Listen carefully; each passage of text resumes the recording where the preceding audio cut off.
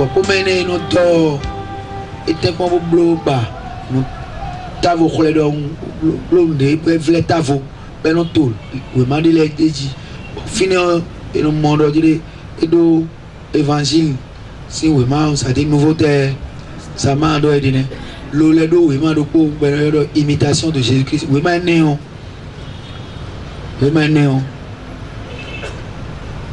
oh. Donc, par exemple, ils ont imposé maintenant à Bio, ils confient à droite, oui, maintenant. Bon, oui, maintenant, les ici, Christian Bombo, et ça verra au évangile, nous, Jésus, doléo, pépé, on a deux, oui, maman. Bon, on a fait, on retrait au monde, mettre Christian, mais mettre des bounois, bébé, ah, mon Dieu, mais qu'on très bel crio, Cabo d'Assan, Ingéo. Je vous conseille de payer ce livre-là. C'est à 4 000. Avant, c'était à 4 000. Maintenant, est-ce que c'est toujours à 4 000 ou c'est à 5 000 maintenant? Je ne sais pas. Allez à Notre-Dame et payez ça. Parce que ça va vous permettre de découvrir que on vous ment aujourd'hui dans l'église. Et que ce qu'on appelle chrétien aujourd'hui dans l'église n'est pas chrétien. Ce qu'on appelle chrétien n'est pas chrétien. Si vous lisez ce livre-là, vous allez voir que, en fait, il n'y a aucun chrétien dans l'église catholique. Et Michal, livre de Dieu, quand il m'a traité, nous avons mis le petit même de Fongoyon. Mais alors, et mon rumeur, quoi, il crie ça en eau. L'église catholique, et béton en mer. Mais pourquoi il crie ça en bon, fille, pas vienne, quoi, il a mis d'où. Et alors, oui, c'est oui. Des mots d'oué, qui tenaient des d'autres qui tenaient. Et il y a des women en high. Donc, Facebook dit, mettons dit, au WhatsApp, on dit, on vu, mettons, alors on publié. Extrait, women en temps. C'est ça, non? Ben, on a titre, le pain quotidien. Ah, donc, tu fais imitation de Christ à part. Et le pain continue à part. Mais tu fais les deux chaque jour ou bien chaque semaine. Bon. Donc, et là, il y a minon de. À part quoi, oui, mais ton repos pour nous sortir, on dit. Et là, oui, mais la bibliothèque, vous venez. Ah, mon Dieu, et oui, vous voulez ça d'eau. Et vous tomber. Mais oui, bien, milo midi, blé, bon, mais écrit ça, moi. Bon, nous avons mais le migon, oui, mais on a déclaré le co et qu'on coche. Et qu'on doit dire que tu es capable de dire, mais ce que toi tu appelles saint chez toi ou parfait chez toi, tu vas voir avec les démonstrations de l'évangile à appui que ce que tu appelles perfection chez toi n'a même pas arrêté d'être impurité, d'être saleté devant Dieu. Et je vous conseille ce livre-là. Moi, j'ai lu ce livre-là maintenant. J'ai pris ce livre-là et j'ai lu maintenant. Ça doit faire près de 14 ans que j'ai rencontré ce livre. Quelqu'un m'a parlé de ça. Je suis allé chercher. Je n'ai pas trouvé. J'ai fait photocopie. Et j'ai commencé par lire cela. Donc, et ce petit cherchait tellement Dieu qu'il a commencé par lire ce livre-là à cet âge-là. Voilà. Continuons. Le soir, après cette harassante journée de travail, il prend l'un d'eux et se met à lire et à prier. Bon, badanu tegbe bono wa so fo e no se we male do ko bono je ye we ma haji moy bono je ye we haji faiblement éclairé par une chandelle de résine. Bon, et quand ils ont ben da rode we no do kanona o ami de timbe no résine et we no so afo kan fu afo kan de me bono tapon. Sagement, sa mère lui demande de veiller moins tard. Bon, nous a donné tête et il nous a dit et maman est béton là nous aussi OK on t'aide ah fiche amla man nous interdit mais à cadre imla idée. Jean-Marie obéit, mais cela ne l'empêche pas de réfléchir. Jean-Marie non c'est tout ni père de plus en plus fort, il sent grandir en lui le désir d'être prêtre. Il vit le suis-moi lancé par Jésus à ses premiers apôtres. Bon, il y a tu le dis, de nous le dit. Bon, et Jésus dort, nous, au Ménélo, au Mathieu, au Tokwe, tiens, Tordo, à ce protocole, suis-moi, de ma concours. Et Mimoda, il tombe dit, Dieu dit, Baro de Pétonichi, mon coton, Bellona, Jésus Goudo. Il pense aux nombreuses paroisses sans prêtre. Après la tourmente de la Révolution, il évoque les messes nocturnes dans les granges. Bon, et l'on flit, et l'on pense d'eau. Par ce que tu dis, moi, il y a un demain. Par ce que tu dis, moi, il y a un demain. Donc, surtout des Arwanton, mais qui est là où. Mais qui est là où, mais qui est là. Fille, mon bio, j'ai dit, et bio, mais roumé. Ou bien, mais ça doit quand même dire, mais qui est là où. Bon, ils ont pas ce qui est bas, mais quoi. Ben, on a dit, par ce n'est pas, mais quoi, mais si oui, il y a un nom. Mais le coup du monnaie, non pas, ce n'est le coup du naïon. Non. Il y a un das d'origine, 1000 de faux savoir d'origine, paras de l'air dit Timo. Il y a un condé. Moi, je t'amène fic pévi, 9 ans, vieux t'amène d'origine. Mina, et que mon fic pévi de plan, goûter mon, nous rend. Ah, j'ai fait. Nous rend des frères et non bloqués. Bon, c'est les beaux communions. On a mis ça blonadi. Non, moi, on a bloqué, il y a un voilà encore les migas. Mais là c'est si tu as besoin de te faire un bio, il y a un mamé. Donc il y a un mamé qui peut dire mais alors pas vous. Car moi, et tu as un autre à dire évangile. Il pense aux nombreuses paroisses sans prêtre. Après la tourmente de la Révolution, il évoque les messes nocturnes dans les granges. La misère des gens qui n'ont personne à qui demander conseil. Il se souvient de sa première communion. Oui, mais ils sont comme des brebis sans berger. Ils sont morts. Ils sont morts. Jésus, c'est vous, nous tu vas de moi. Donc, il y a une bonne madone, une bonne Nkodomini ka Ezekiel nous les boy tole wi wa wa pe nous les boy ville mais c'est Ezekiel homme mais les ka donc kodopon mais les ka Ezekiel si a pas ko inalai voilà le mi wa wone mais pe ko iko je se ko na ka mi pe ko yone mi pe ko se ko mi na ka se ko. Oui, il veut être prêtre. Il sera prêtre. Et balayi ya ko no mauton be klan ya ko no nbo. Mais comment faire? Il a 17 ans. Et quoi, 17 ans, ne sait pas un mot de latin. Et qu'à-t-on latin, et ses études ont été très peu poussées. Et sa mère et son père.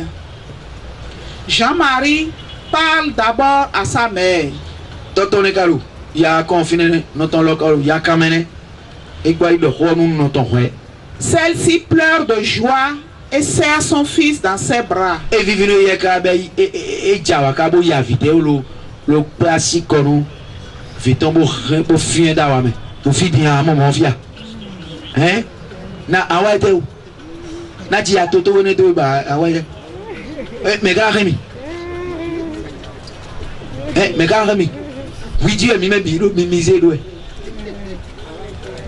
Papa de Amon Mimbo refuse à ma fille. Ma fille veut rentrer chez vous là, je suis venu te voir pour lui dire, pour que tu le refuses. Bon, donc comment je vais la refuser? Et donc oui, c'est ma seule fille qui est intelligente. Le seul enfant qui est intelligent dans tous mes enfants. Bon, donc c'est ta fille, toi-même tu as le pouvoir sur elle. Donc, alors empêche-la. Mais je ne peux pas porter ce péché-là. Mais le père reste inflexible. Ni les raisons données par le jeune homme, ni les supplications de la maman n'ont d'effet sur sa décision. Et le temps baby, le baby, papa et baby, bon maman enlève de honey, on est raison de mettre un cas, tu veux dire rouille à dormir. Mettons dormir. On a fait récemment de grosses dépenses pour la ferme. On a besoin des bras solides du garçon. Ah, ouais, tout le monde est au cléota médian. Pour un soir, on est dit, bah, ouais, à Messi, on Messi, moment, soit il va le fidèle. Et puis d'ailleurs, mais des besoins, il y a bien aussi un wafi, d'ailleurs les clés dessous, nous les clés mon coton. Et puis d'ailleurs, comment le faire instruire? D'ailleurs, on est mis en soldat, mais bon. Et toi, il y a vraiment y a son mère. Tu as fini non? Mais à ce moment écoute, on doit finir maintenant, les waïs, les calais, t'as ton c'est waïs, rien à y avoir fini, et on comprend le doigt de bois.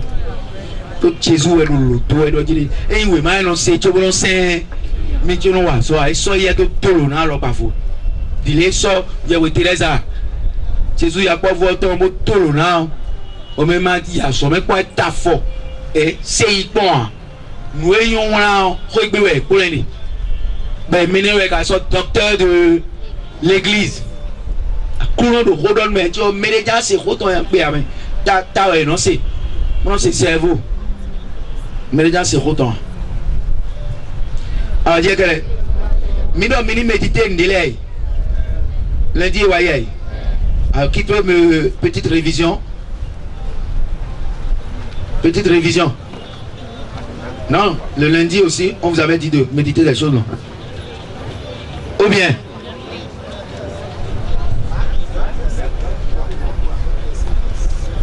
allez-y, je vais voir. Citez-moi. Qui veut parler? La personne lève là. On est à l'école.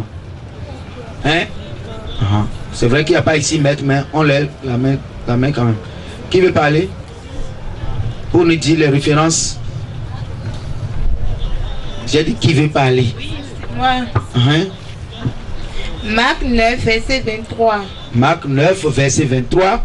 Luc 18, verset 25 à verset 27. Luc 18, verset 5 à verset 27. Oui. Luc 1, verset 37.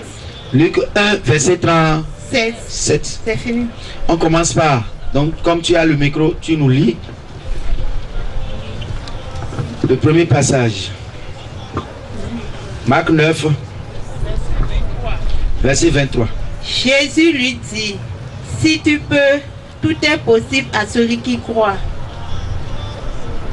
Marc. On va essayer de situer le contexte en lisant à partir du verset 20.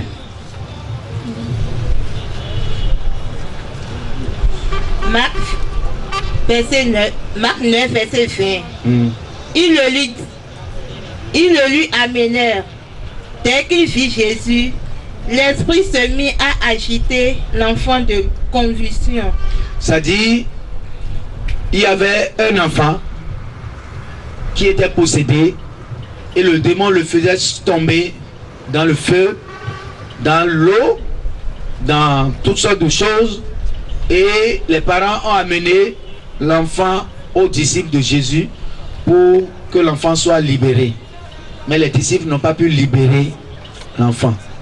C'est-à-dire des apôtres parce qu'ils étaient déjà envoyés. Ils étaient plus disciples. C'était des gens que Jésus envoyait. Et apôtre veut dire envoyé.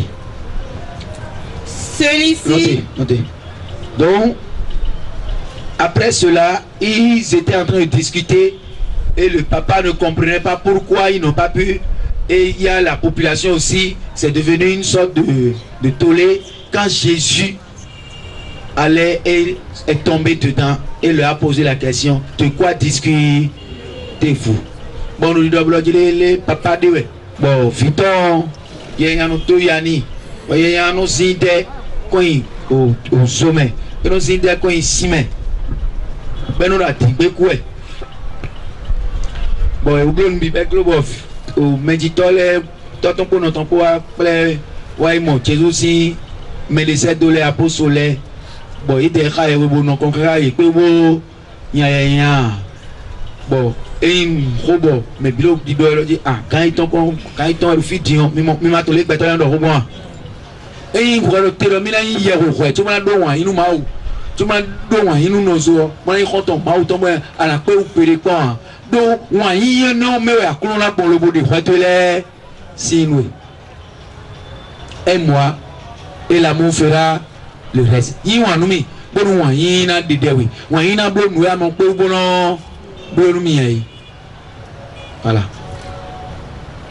Alors, vous, nous t'avons, bon, mais Dieu dit, Jésus a tchemé, vous cambiez, était si rodé, gardez vos pères, on le fit. Bon, papa, berro, vous dites,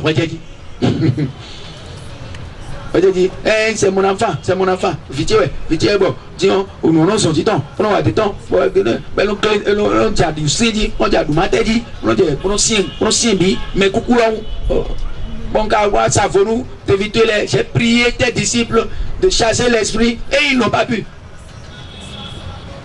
C'est leur nom, tu es redien. Non, tu es redien. Hein? Mais gars, bon, vite, bon, car il y a un ruido. Bon, fini ouais miado, essayer ouais midi dion c'est dire on boucha gede me et ya. Mais là mais bi mon coup de nous ira midi ouais midi. Ouais. Verset 23.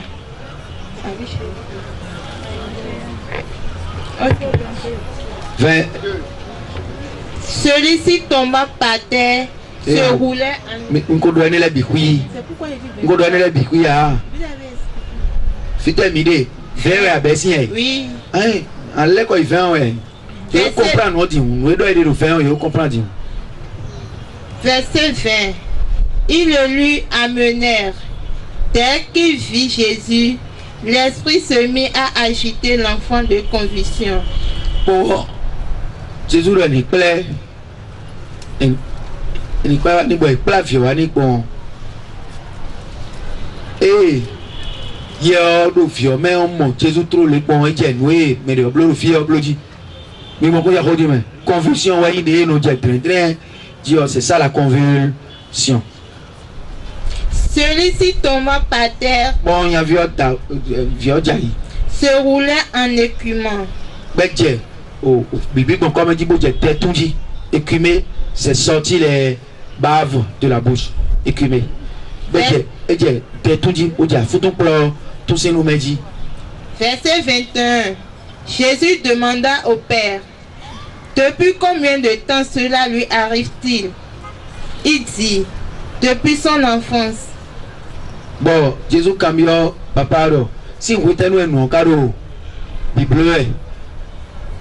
et rien alors tout fait, quand moi, et tout fait, mais balo de mero, finele, nisi, vous comprenez ce que je dis, et tout, mais balo mero, à Juan et Boru, Boru, do balé, nisi, mais le sick pevi, tant ouais, et d'ailleurs, vous t'en diamant, et ça mini, et blaire. Et le signe de quoi d'autre du temps là?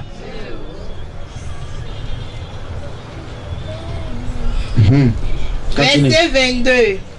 Souvent, l'esprit l'a jeté dans le feu ou dans l'eau pour le faire périr. Regardez-moi, il y a un autre nido sommet. Bon nido, si mes bonnes montées oui. Mon point. Comme il t'en corrige quoi? Mon point. Bon, il y a un bon. Et taïsi. Bon, à ouvrir ses filles. Pour rentrer si romain. La femme, balcon, bon nido. Tout demain. Par loyable. Oui. Jésus au final. Vous savez, vous le final. Hein? Moi, je vais leur nous deux zozo. Il y a des fouilles maintenant. Tu manques de fusil. Il y a un final et tu l'es.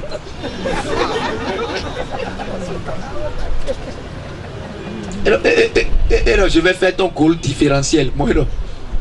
Je vais faire, attends, je vais faire ton call différentiel. Ça dit scanner, scanner, il a de moi. Mais mon minu, l'autre qu'on a église à Bitomé. Il a roi, et ça peut être roi tien. Son qui dit roi tien, son mission roi tien. Donc, on église à Bitomé. Bon, vous finissez, et les démons, nous y assumons. Pour les examens, cabinet million non. Bilan de santé, nous mettons nous retirons, même si nous ne pas nous finissons mais dormir. J'étais là. Mais tu n'as pas qu'à frère les au Béga, au Béga, le conférence. Et Didier, voyez le corps à mon milieu. Et tu étais ici, j'ai mis le faire bonne conférence. C'est bon. Ah oui, c'est bon. C'est ce qu'il faut dans l'église. Ça. Couteau maintenant, et ressourçons à clonon tam. Et ressourçons à clonon. Si bien que, mais tu as l'automne, et nous, mon délivrance net et propre. Net et propre. Le pot, mais le pot est de Yahweh. Bon, mon père Florent va gonou. Et tout nous, il y a un père Florent à Djen Kouan, il y a un père Florent, et il y a un père Florent à Djen Kouan, je ne me souviens plus. Mais il y a un rabo, mais on a, n'a eu pas de taille, n'est pas de taille. Il m'a wamé, n'a eu pas de taille, n'est pas de taille, m'a wamé. Mais on a eu taille. Mais on a eu pas de père Florent pour. Mais le père Florent, et le père Florent, Florent, vas-y seulement. Vas-y, bois tiens. Et quel coup? Vas-y Florent, bon, merci de bon, Florent d'Assi, Père Florent d'Alositache, Père Florent d'Alositache, Père Florent d'Alositache. Nkodio vidéo de Akao Kubo, mais la montagne, Nkodio vidéo de, et le Florent, vas-y seulement, vas-y, Cabo, Père Florent, même bureau, t'es un peu pour qu'il y ait le film, mais au Père Florent de demain, Bénégbéo, oh, Tchofa. Oh, Tchofa. Mais toi, Tchofa. Et Biléou, Joseph, oh, Tchofa. Et là, il comme. Et là, il a fini. C'est la seule fois que, au cours d'un exorcisme, j'ai entendu oh, Tchofa. Bon, il a Tchofa, fidèle, regardez, dit. Tu es où maintenant, mon fidèle, vous dites, mais il y a une toxique qui peut. Mais on a créé bon. Et là, les métaux, à mon ami, d'abord, nous devons adopter, et un tour, ou adopter, nous créer l'église. Pour nous, l'église, nous sommes en Romain de Waniana. Mawa, nous quittons Kede. Bon, nous devons créer des bon dire mon champion de commission champion de commis donc il m'a sorti au semaine que fidèle non il m'a sorti semaine au Kouta de le 1er janvier 25 24 millions il m'a sorti de finir au violon qui présent et tombé mais tu entends pas mais ça tu attends on doit écrire tout ça là les frères sont bénis tout pour moi. Pour le meilleur, beaucoup de gens, pour le meilleur, nous mettons fort voir une idée.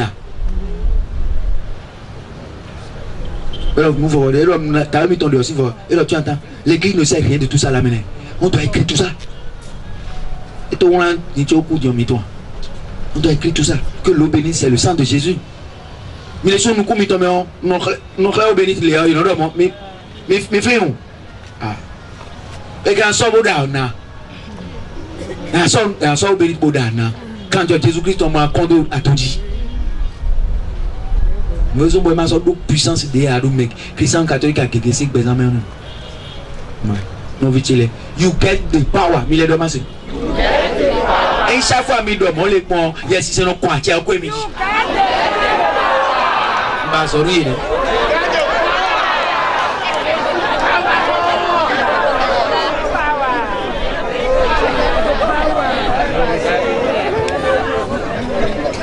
alors Jésus ye mo le yo we blo mi se ka bi mi sa le do na no yin mi one le do na no yin mi one et ye je mo yin me bi di o me so si do nombre magique dia voilà mi se to no Jésus bonu ni to wi ai ati ba no le faux pasteur le faux berger ni to wi ai donc mayon no bloa ma pe no bloa e we so mo na do me do bi bloa na do je nu ki nu ya ya mi do to kume mi do nu mi to mi na jo mi do mi to awe quoi vous ne savez pas votre richesse si vous connaissez votre richesse vous allez tout abandonner comme moi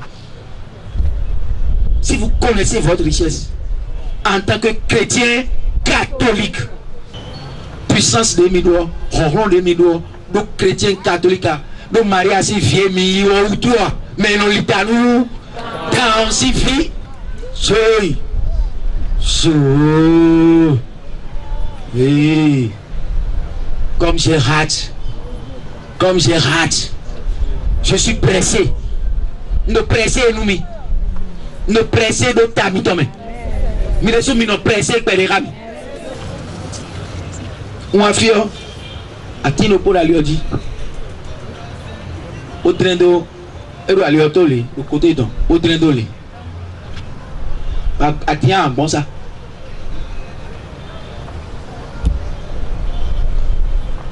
a misa wa ntonsi on croit a misa moi tiens le fait autant ça misa bon mobo et ko courant do atien ton bibo beaucoup de robo bon wa bon don no vitile c'est quoi et t'es son ben tiens pero ah et le tile le bolo dit qu'on sait souda tiens dit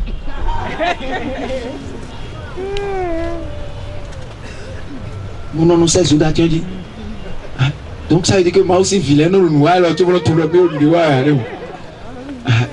bon no vitile nous n'y était no sait souda tiens dit on dit le quoi boire so dans la semaine il a décidé kwa bibiro sadi o desi ho so me no meje desi bo mi dem ya lo kati bo na lo fen awo nne do ejejiche dime kati che me bi ebe agban mo ya baba bo pegbe ndi basuche yo mi bro mama wa ko to mi na do ko lo bo wa bo besi ko che gbe besi me we ko che go bi ebe agban second me e ko che ni subono ani mo mi na yiwe ai do yo mi na yimi si no fia bo me ru kati che bi che agban beji bo me ru ku asuche boje wa me le bi ati to bi o ka gbo me si kati o me mo invest di bo si mo wa bo je mama wa bo wa ko to boje ni wo je kati o me emi bi be agban bo me ru po lo je aro ya to nu mi we ko yo be agban de fo nous étant et on est là les cobores assez le oiseau tu mets Dieu non délai ah délai il y a la baby c'est ce que nous voulons nous pouvons libérer ce pays là nous sommes assez nombreux pour ça à Huawei donc nous vient pas dire à Huawei mais c'est quoi de Maria ouais changer comme une armée en bataille imano vitile mais dia do mi tando jiri vraiment atum boy mi te bloya bono do ira khina ke si bo mi do groupe ora ba bo hono mi be buneo mais do ndi wa confession glo mi kana e lo hono mi bo khina ke o akhiole je ti me bo gboro na be kai shi tu et beka chika bo mari bo le aussi bo mariage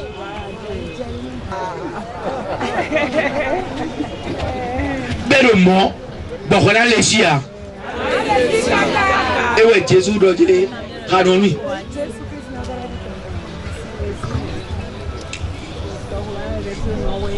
o papa do jide no apewo eyin apewo arehan à la blonde, nous fitier. Si tu peux faire quelque chose pour mon enfant. Mais si tu peux quelque chose, viens à notre secours. Pas pitié pour nous. Verset 23. Jésus lui dit, si tu peux, tout est possible à celui qui croit. Donc, ne viens pas à partir de ce soir. Tout m'est possible. Parce que je crois. À partir de ce soir. Merci dit. Merci Egbe.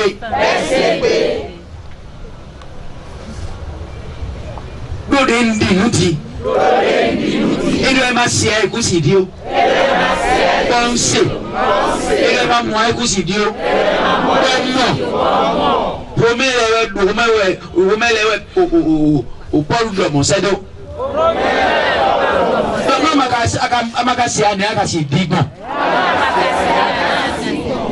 Bon, c'est l'édit. Bon, dit l'édit. Bon, t'es qu'à la glomi.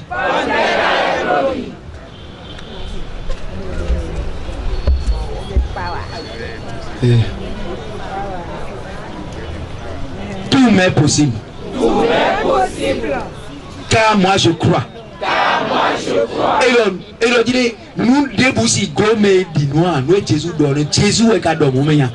Bokaro dit, mais dinois ne beaucoup si gros, et t'as dit, mais dinois, et tu me l'as. Et tu m'as donné, mais faut pas nous Jésus n'a pas.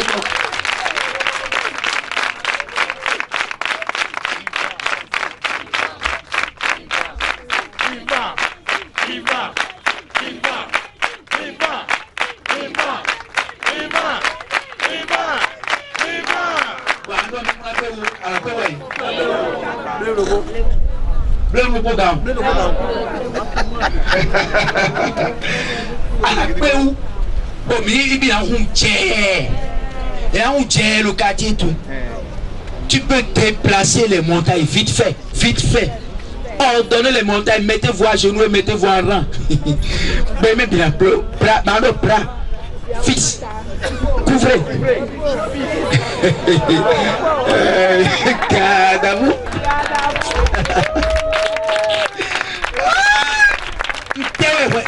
Mais tu peux tout.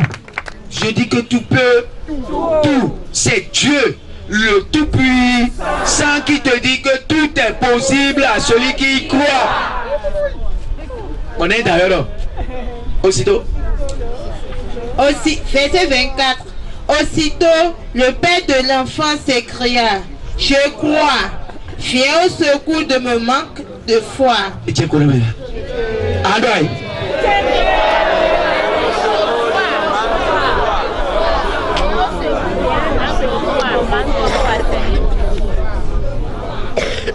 mais il y a un 1, 2, 3. Je crois, viens au secours de mon manque de foi.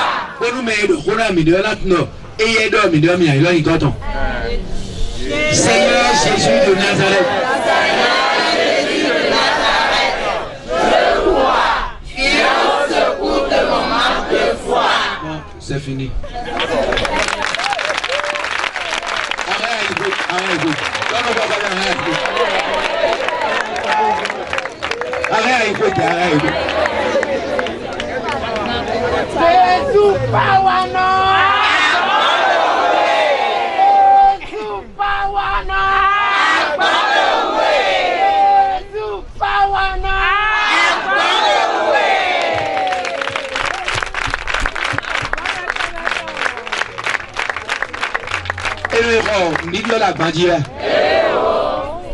C'est un choix.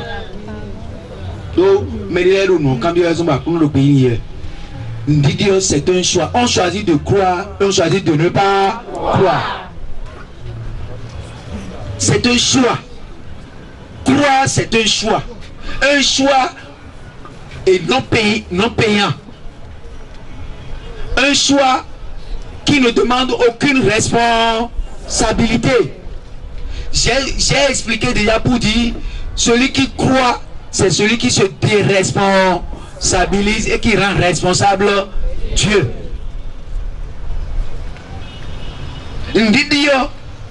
Medi now a pano, Bonape, Esonop Medi Noir.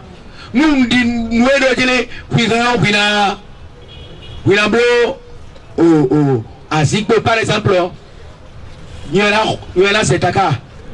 Il y a des gens qui ont placé pour bailler des millions. Mais à quoi la paix? Hein? C'est ça. Vous offrez mes points pour le rodo avec Bedimbo. Vous offrez quoi? Mais quoi, Jean? Et y côté néon, péri. Ah! Oui, tu es le rodo, mes bros.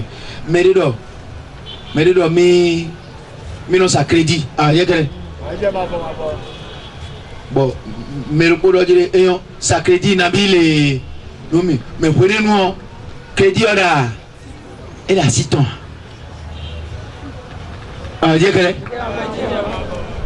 Bon, et quand ça tourne, là, donne-moi, donne-moi, crédit, ça tourne, là, donne-moi, mais donne-moi, il faut pour ça que.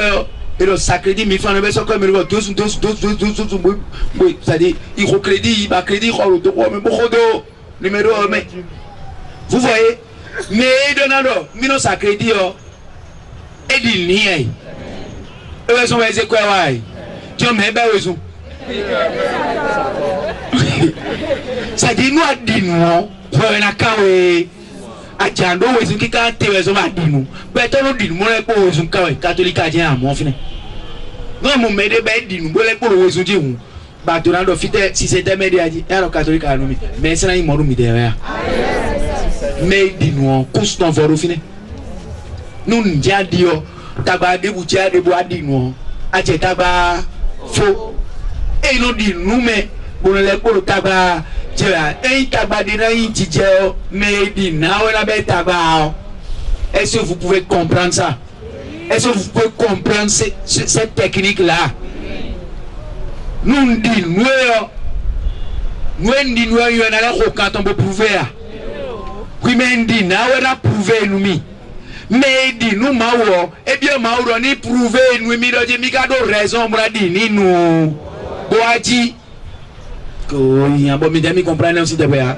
Bon nous toto we 10, bo semi ou do ne outoué. Bon nous toto we la mi do ne outoué. Mais mi na blo ratra. Mi na blo ratra. Mi comprend bien. Nous de ça c'est me ou dia.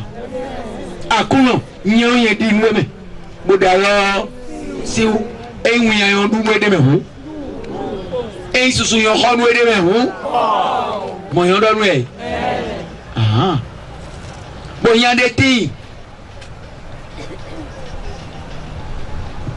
bo amomi pe bodo je mi kusu blowe azo wa de ton azo pe bo de ton wa de ton bo mi gbon kanji bo ya ministre kon bo ministre wa de ton mais c'est mi do meliton bo mi do sin ko atondie tian mi ko poso poso no mi o ondo we ku hin totoni me na wa so karo fine yauti e ya lo fi ko se de omra yi c'est sacrement.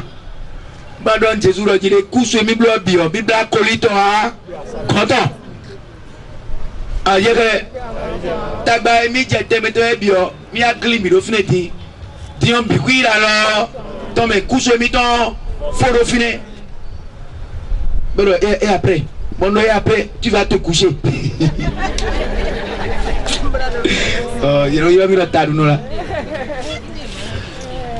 pero et bonne prière de vous sonner mon prière qu'on faut le filer et le técon révèle en bon catholique et le técon prière puissante à nos prières sincères à nos sommes sincères village où il a rentomé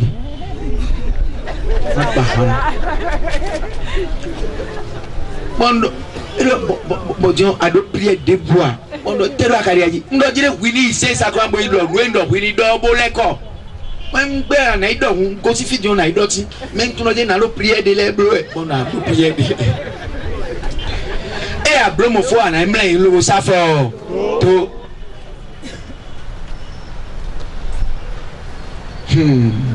Seigneur Jésus-Christ de Nazareth. Seigneur Jésus-Christ de Nazareth.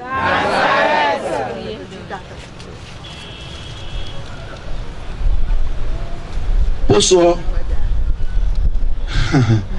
Et ça mon poso quel est mais. Non, mais ton poste de là bureau commun. Mais ton bureau commun.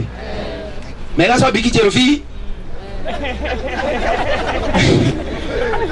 Mais la bureau no peut le bureau report. Mais bon ndebu non ndebu si. Te mais ça biki tu là bon coup oui.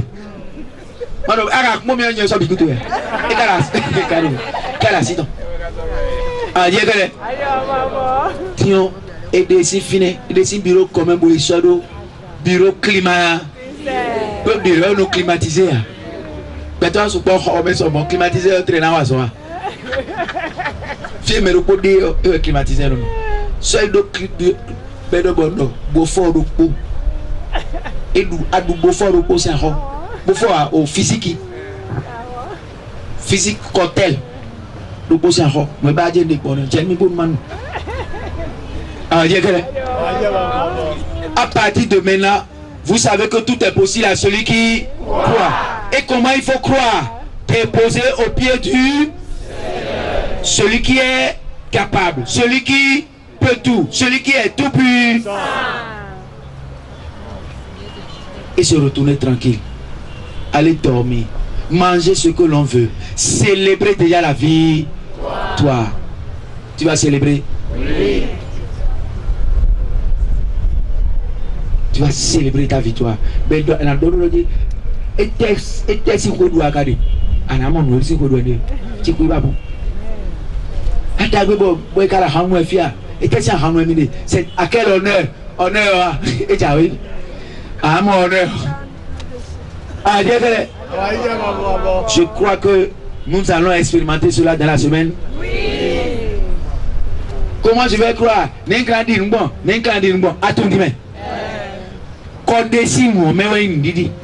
Et non de corps, si mes sodos, mais peut aussi.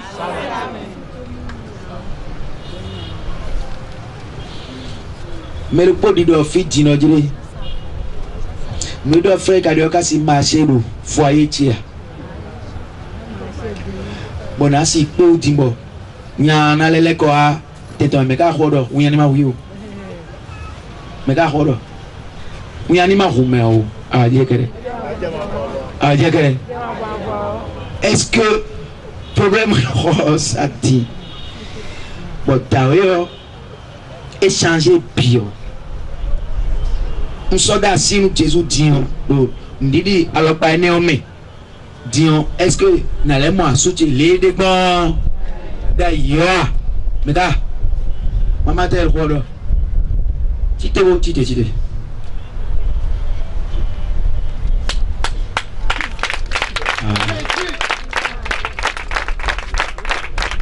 Maintenant le conseil clé on délai.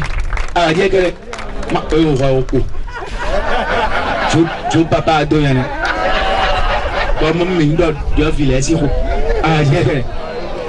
Coi. Papa ko tu connais.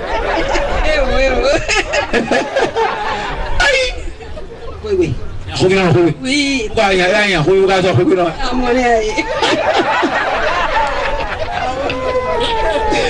Et là, mon beau d'autres conseils. À dire que. À quoi on doit dire. Et des costumes, des mains. Et nous des costumes, bidi. Au canfran. Au assoué. À d'ailleurs. Au. Nous baillons. Et le deuxième maman barrière. Hein? Maman est pour le roi. A soude a d'ailleurs, et maintenant aussi non dévoquons. Waja non dévoci à l'homme et nous fait à sous et le problème il me donc mais qu'on a donné non mais au yimide mais au gosi non mitongon moi gosi non gon la non dévo gon ça veut dire quoi minache mi do confiant sous deux ou ton bonnet, bona liberté. Nous cambions, et te wa dit, nous cambions les deux. Nous donnons Jésus, nous mettons quand bien, Dieu, oui, bien, et ça, on dit là, on connaît nous, ngode afache ngode tache ala kan de bio cambie yiso do de bra cambie a je kere aso inte oyete atre da no bo me madu no ahu no servi do firo e non di omo due a je kere no servi do fine bono tre amo bono kan vo pon fe no servi bono Jesus te pon wi po ni dunu a je kere e madu ahun ai hon ada hon le servi et il FIFA ton et à servir non farou non tu es wa kane bu mehu brabi pour servir sozo toni on va dire que parce que nous met des stations et sont prendre position hein un karatéka pour la position prendre à des stations non mais à s'en prendre position à s'en l'air de claglaré oui ayon khodo oui no watito oui no revend à s'en revendiquer ndia mais na revendiquer ndia mais na revendiquer et bien mais Jésus y a toi a de khode wa dare wu isa do khode mando ko la loto Jésus ko ton ko la lo to nous sommes dans l'autre mon frère hawia o je mo bloji nous yon kutome mon boni nous yon kutome atum kwa atum din atum non papa sin ko o me fini din so ya nous yon kutome non boni alors que c'est parce que nous petits moments toi ne cherchez pas à avoir raison mais donnez raison à votre union. C'est-à-dire ce n'est pas une guerre, ce n'est pas un concours de qui a tort et de qui a raison. Et il concourt, mais le roi dit toi, mina roi dit pour qu'on pas miton, mina roi dit union mi ton à moi n'y a douté dit, n'y a le roi dit nous ne goûter mi de non nous quelque peu. Bah non et que peu et peu donc on est majorité. Mais le côté c'est bien. Alors côté c'est bien. Nous n'avons pas de broni. Parce que nous sommes bons, mais nos difficultés, mais on y a tout ça, mais nous sommes roués. Oui, nous versons nous Dieu. Et oui, sous les vignes. Hein? Oui, sous nos ballons. Sous nos ballons, oui, oui. Et oui, quand oui, minate bon. Et ça n'a d'autres raisons d'ea raison à l'opate et il m'y a d'autres raisons nous mina bible et kabelando nkaro nous bible et tu les écalelo les bleus nkaro nous bible et tu écalelo les bleus do yero nous bleu et balo de milolo ni na réponse de mi bon minalo la terre tiwe bon finalement ka mo de mi ko na do luto bleu bro ringoji. Mais le coup soit le roi et mieux et la jetée à la jetée bon nous sommes la jetée mais wa kon mi da ton mais wa kon mi da ton et de gba mi dene et we mi lo di de gba no et de souene a jekere et de soué fait de lodi nous émitons nous dem émitons sunu yi émitons da so ouais des souhaits na moroji ah nous le disons à oviero blé mieux bon nous si ça do asicheji dondo mbi bleu echo eyo ekaro si ton ami ouais ekaro réponse ton ami ekaro fronton ba ouais nous ya no jeme ruji ma moroji et même non ko agbe ya la jeleleji jelele ko agbeji nous n'avons mis de à dormir. Vidé, mon mijo. Et on dit à d'autres, on dit deux budgets donc. Bon, école à 13 ans, toi, liton là. Maman, on dit là, au moment où elle a lâché moi. Allez, regardez. Elle a dit, elle a dit le quoi, oui. Elle a dit le quoi, oui. Moi, non, fille, bon. Fille, bon, côté, on a donné dit. Allez, regardez. N'est qu'à l'aide d'un bien sur la boutique. Et maman coup de main à l'électement là j'ai route de bleu de l'écamélier à mon affogaté là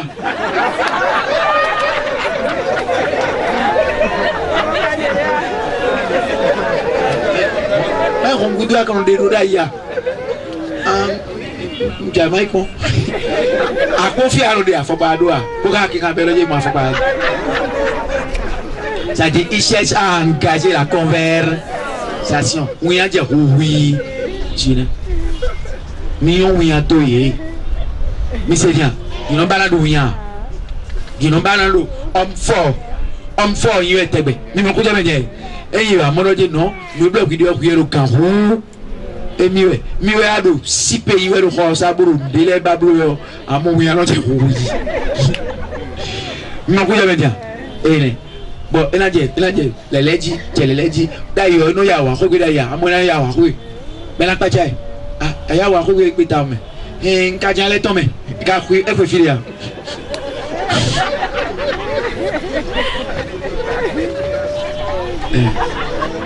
A des grands radis. La tête est traité, je crois que vous dites radis.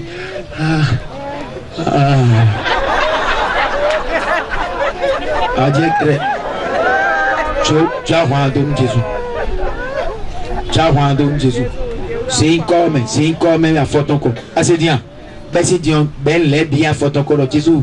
En fité, atui kwa tu le ya ndo khoto ko belo go ya ndo di belo sekete go ya tu ye so do go le bona ndo ntja so no jebe ene fite we ko no vieux mi no viso e ka go kamiti yo soda asino mi se dia amon to da bla we ho ki ko fi dio na mo ko ko de ko we de ya wa ka no de bu ko ya klen ki ko to mi vola bo mi aton wela pas je n'ai pas t'avais dit pas mis des beaux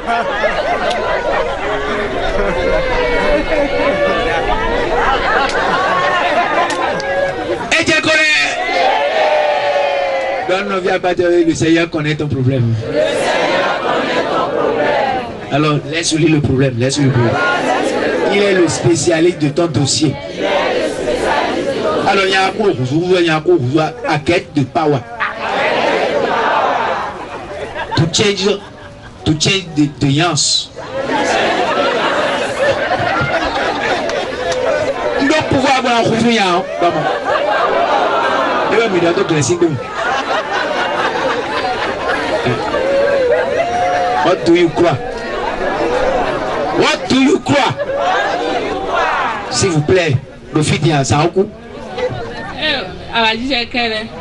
Egbero kezi ome ono Jésus confirmé da hode nu mitinu ene kwa lo sansan de mina yo nja raconter ya situation ro foyer ome un vile o yero do wa de mo wa fe ogbo mo yo no ayole nu mando kwa bona na vile a no yole do ni esi ya so me bona akwa vile oro ena yo de chi no si wele no wa decide ro ngusana yole do e mama Maria do ni do adofi anana akwa yo mene kuna dani choboni ene sunaze ndukwa iton nuyo egbe o de maro kwa ayo nde ndoro ho me ndabo na ze unu file kwa bono ye ni midi na ho ye sun level dan bo defo ble ya aso me bon pondo ye dunu ane ye de bon o via me we go lo mi ro mama il faut appeler notre papa non faut appeler notre papa pour lui dire que de venir nous voir à l'école mon cadeau da ichi me no ncha doni akwa nu mama Maria doni bonu ena na kwa miyo etuna mi do vile na yereji hu ewazi mo de mi je hwara jo ndo do do tenche me do eso den no to problem to piano do mi do man to no azo ne ku che bon si wa man to to mama Maria o hu ewa do eso mama esi blobo di ku na wa che ho nwe do nde ai che mi pepe wa mi do ro kan me kwa nye do abe do do nu mi wa mi do kan me o ewa samba la mechele su je so jibo e faccio un po' più afia la metto dans saison la metto ma saison uriya wa itrolo ado minachi kalukuru mama e jamenu itobure chekere boko nda ga ko mama sin kiko me ya atlo je mama ya me nyanga mule ke ame siteo mi a so egbeton Et tu verras sa gloire, il y a de l'espoir pour toi. Il a payé le prix, il y a de l'espoir pour toi. Pour toi, à Golgotha, il y a de l'espoir pour toi. Et oui, il y a de l'espoir pour toi. Après, on fait filmer, il a dit trop, nous avons déjà représenté le de Codier. Nous vivons de quoi? On a pris, ben on dit ah, il y a un talent, moi aussi en ça. On a rien dit. Ah, j'ai créé. Donc des Mexiques ou bon, il y a un talent, moi aussi en ça. On va faire bon nous même à bloquer, c'est des abonnés de vous. Il va dormir. Bon rayon. Bon bon et Tchèdi. Tchèdi ou petit nom ko pour la loto. La loto.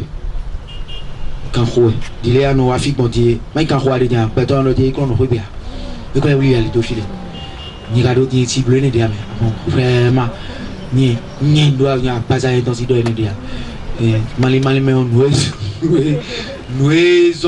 entendez mais et là mali mais le mimo mieux hier beau il va le tayer hampayer kadia au groupe de chambre kadia yani halande to kadia bono yé bono wa ça de alors oui si mais de bono yé bono wa finalement wa iko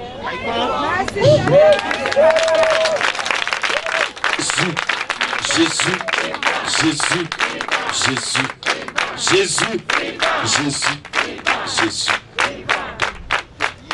mais donne à ce coup-ci et de pour nous vite les reins famille soit de couler d'oya mais là dedans pour Natal petit jimbo pas bon et promotion à sommet nous comptons pas bon et à mon bon frère nos victoires et bien j'ai carré tant on a vous dites à ça mais tout fini à deux rica zman bo ilo mi jai pon o télimitation ai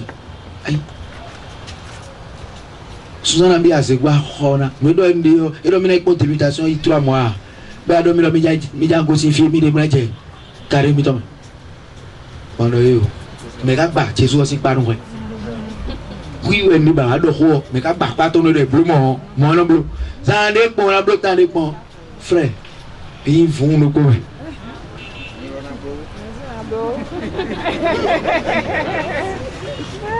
bon là ils vont à un coin à eux ils chauffent ah dire que voyez comment une décision banale a changé en moins d'un an. En moins d'un an, sa vie n'est plus jamais ce qu'elle a été. En moins d'un an. En espace de quelques mois. Non, vite, les. Mazé Mahomet Tondo. Hier, Paul, 1 Corinthiens chapitre 1, verset 12. Et alors, donnez-vous tout entier. Offrez votre corps, votre être tout entier. C'est-à-dire toute ta personne doit être comme la propriété privée de Jésus. Ta pensée, ta parole, tes paroles, tes actions, ta vie, tes ambitions, tes activités, tout ça là, si on te demande, tu dois pouvoir dire c'est pour Jésus. Ah, c'est pour Jésus. Ah, parce que nous avons sorti et si tu m'en là, il te met.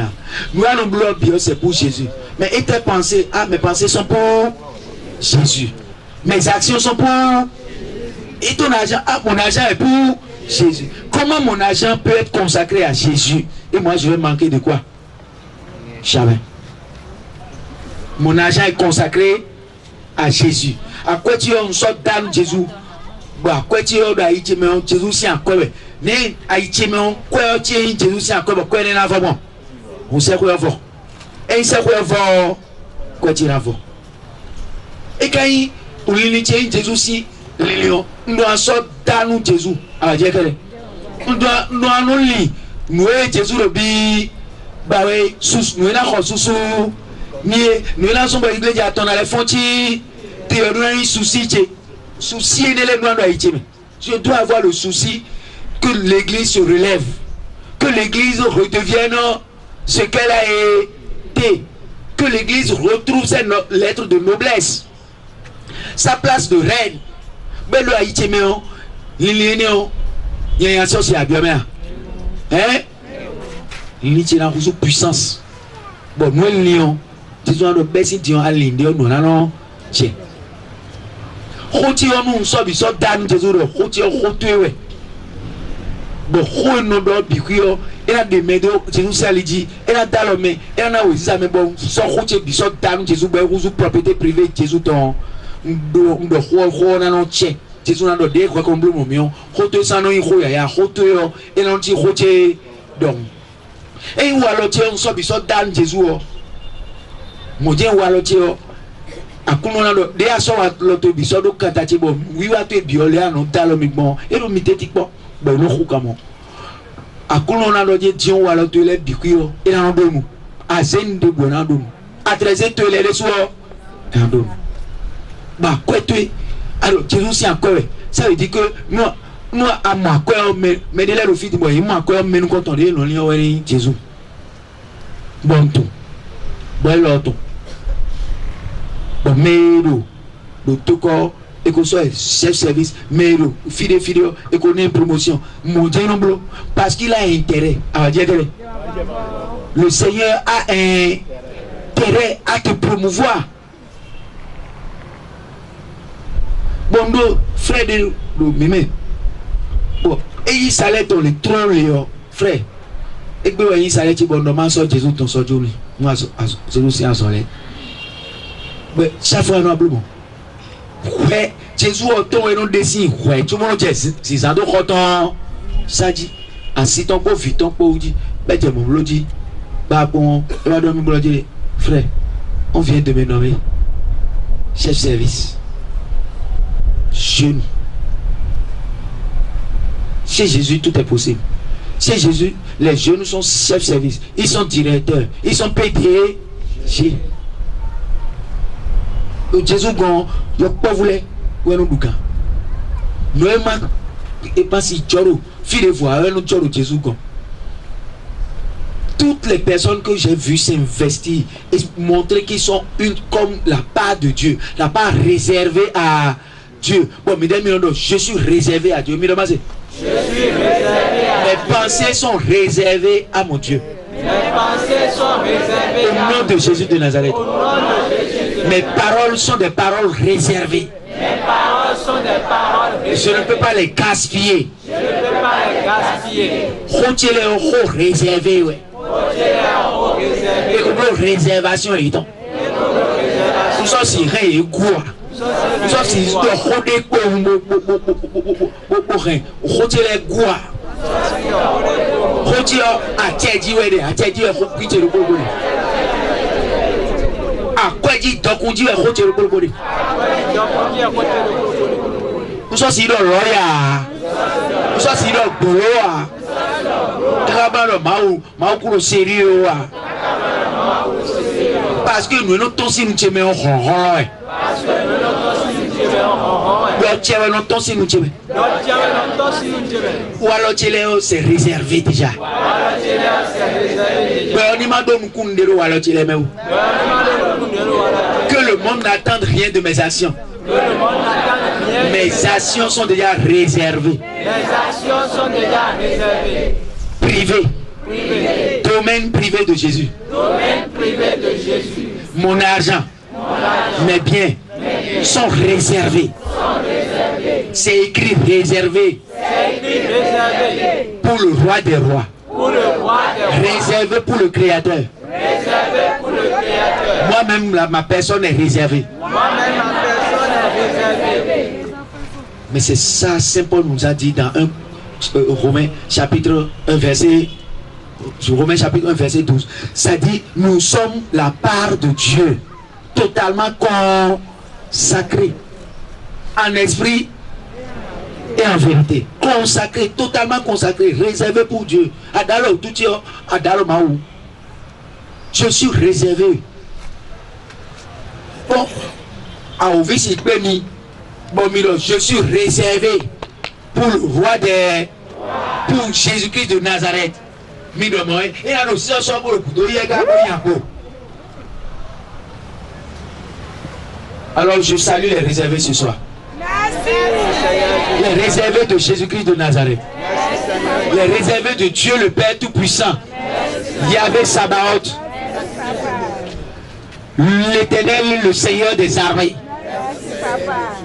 Les réservés de Dieu Yahvé Jireh. Le Dieu du prophète âgé.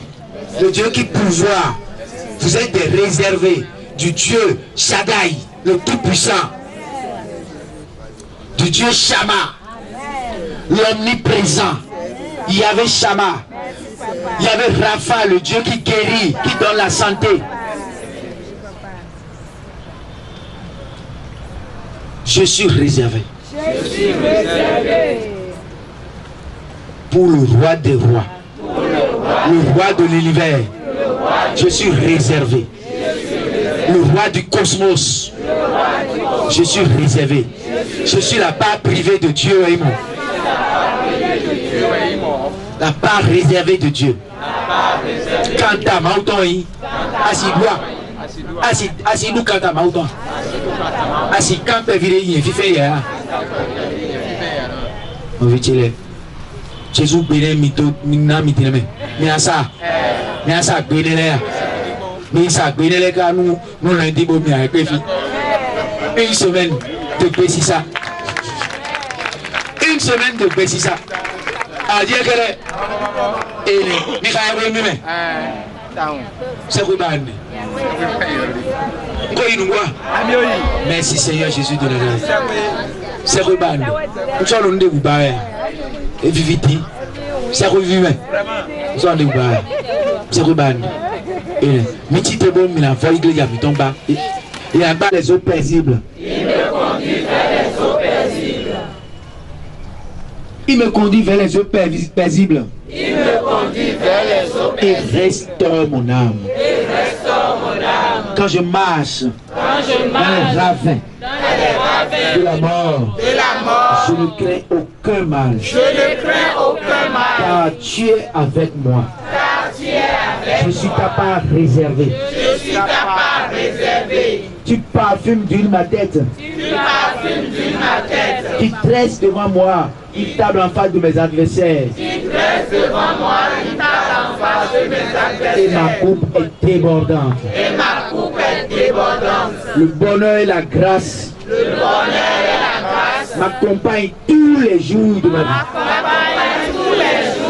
J'habite la maison de Dieu. L'église catholique. Jusqu'à la fin de mes jours.